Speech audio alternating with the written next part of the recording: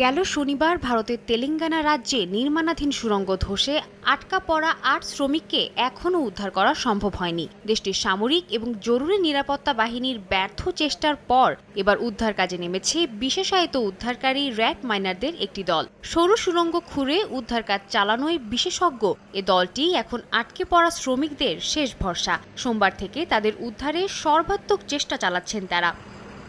পরিস্থিতি পর্যবেক্ষণের পর সংশ্লিষ্টরা জানান, নানা প্রতিকূলতার কারণে উদ্ধার অভিযান পরিচালনা করা জটিল হয়ে পড়েছে। বিশেষ করে ধসে যাওয়া অংশের নাজুক অবস্থা এবং সুড়ঙ্গে জমতে থাকা পানি সকলের উদ্বেগের কারণ হয়ে দাঁড়িয়েছে। তবে বিকল্প উপায় খুঁজে বের করতে কাজ চালিয়ে যাচ্ছে তারা। এখন আমাদের সবচেয়ে বড় সমস্যা হয়ে দাঁড়িয়েছে পানি, যেহেতু সুড়ঙ্গে কিছু দূর যেতেই ঢাল রয়েছে। স্থানীয় শ্রমিকরা বলছে তা ধসে যাওয়া স্থানের 5 মিটার দূরত্বে অবস্থিত। এ অবস্থায় পরিস্থিতি অত্যন্ত জটিল হয়ে গেছে। গতকাল যে দলটি এসেছিল তারা ভেতরের পানি কমিয়ে আনার প্রক্রিয়ায় দ্রুততা আনার জন্য আমাদের কিছু পরামর্শ দিয়ে গেছে, তাই আমরা আরো কিছু পাম্প নিয়ে এসেছি। পানি অপসারণের কাজও চলছে। অর্ধেক পাউডারে দ্বিগুণ উজ্জ্বলতা। নতুন রিন অ্যাডভান্সড অর্ধেক পাউডারে দ্বিগুণ উজ্জ্বলতা।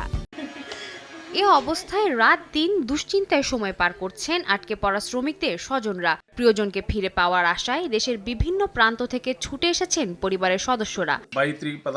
আমরা 22 তারিখ জানতে পারি যে আমার ভাইয়ের ছেলে ভেতরে আটকা পড়েছে। খবর পেয়ে আমি জম্মু থেকে ছুটে এসেছি। সানির অবস্থান এখনো জানা যায়নি।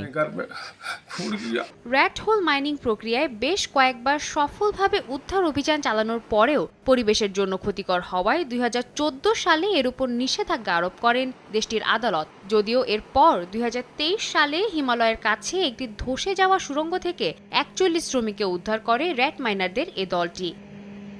সাদিয়া তাসনিম, সময় সংবাদ।